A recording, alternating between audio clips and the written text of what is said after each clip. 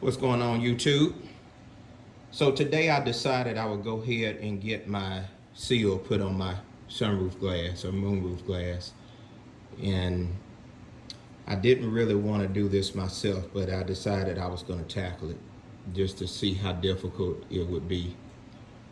So pretty much the only thing that you have to do, and this is going smooth so far, I elected to take the glass out. I didn't want to tilt it and have to work around the car, work on top of the car. I just want to take the glass out. So this is the way I decided to do it. But basically, you got the little shutters on the side. You take those off. I want to say the Torx bit was a 25, if I remember correctly. I got a ratchet on my Torx bit so I have some leverage, because they were very tight. It's almost like they have a little bit of Loctite or something on the screws, because you know they kind of pop once you get them free. So I went ahead and I got those taken out, and I took the glass out, put a towel down, and started to work on it. So in terms of lining everything up, I took me a piece of tape so I would have a good idea where the little notch that's in the center of the seal. I had another piece of tape on it that I have taken off to line this up as well, to make sure those two lined up good. You also have a spot here that's going to give you a good idea of where that's supposed to land. And I had to go back and make some adjustments on the dots because they were just a little bit off, and I wanted them to be closer to the center because I figured that's the way that they should be. This one just a little bit off, but I think that that's close enough because the seal is on good, so I don't think that that's a issue. Matter of fact, they give you, looks like a variance to make sure that it's somewhere in that area, and I just tried to get it, you know, as close to center as possible, but most everything else is centered. This dot is behind that tab, and this dot is behind this tab. So I would say everything's centered up pretty good. The key to doing this is making sure that you got this bottom piece that kind of just locks into the bottom of the assembly. And then once you have that kind of locked in, this is a matter of just rolling it over and kind of taking your time and pressing it along. I did not put any silicone on my glass. I didn't put any silicone on the seal. I know that there was another YouTube video suggesting that, but I didn't want to get silicone around my glass, and I didn't want to have to worry about cleaning it off.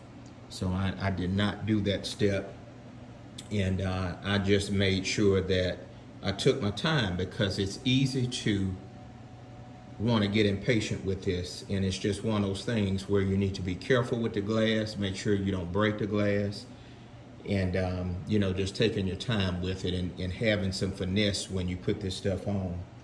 So it really was not bad to put it on, no big deal. And just to kind of give you an idea, because I know in a lot of cases people like to actually see, you know, what's what. So I'm gonna take a part that I did, and I'm just gonna peel it back a little bit just to get it off and just kind of show you. So you kind of feel around and you make sure that that bottom is locked in good. And hopefully I can do this one-handed, but I had to just take my thumb and just go along this. Let's do this. I set it closer to the edge, and basically you're gonna press it in. And yes, it's kind of difficult to do this with one hand, but I did want to give you all an idea, and you did kind of hear that click once it goes in. But when you do this, go back on the bottom and double check that this little lip right here, that part there, you want to make sure that that line is even all the way around the the assembly. You don't want that part sticking out because that means it didn't lock into position quite like it was supposed to. So when I finished doing this, I went on that scene and just kind of double checked, and everything, you know, pretty much looked good. So anyway, I'm going to probably wait until my wife gets home and have her to kind of help me when I put this thing in and make sure it's nice and even and level, and put it back in the car, make sure it works, and then I will keep you all in the loop on how everything turned out. My next repair that I'm going to end up doing to it is I am going to get the headliner dropped.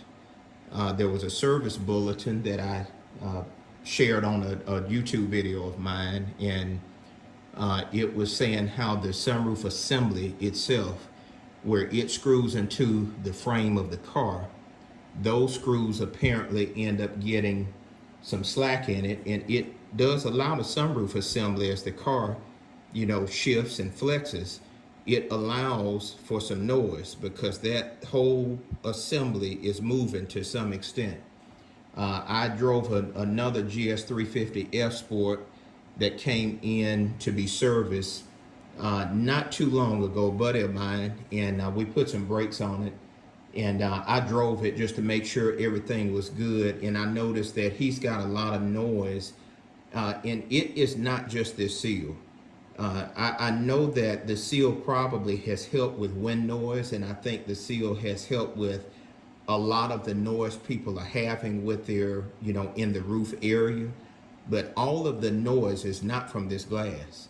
And that's the reason that Lexus had a bulletin on it. And even though that bulletin was one of the earlier models, I think it was a 14, maybe 13 or 14, but at any rate, that is happening across the board with a lot of these cars. So I am going to let my shop foreman take my headliner down and go through with the bulletin, make sure everything is tight, maybe even put some thread lock on some of those bolts to make sure that we don't have to continue to drop the headliner, and just kind of go from there. But anyway, y'all take care. I'm going to clean this glass real good. And like I say, when my wife gets home, I'm gonna, you know, we'll do this together because I want to make sure it's nice and level and even, and I get everything accurate when I put it in. See you on the next one.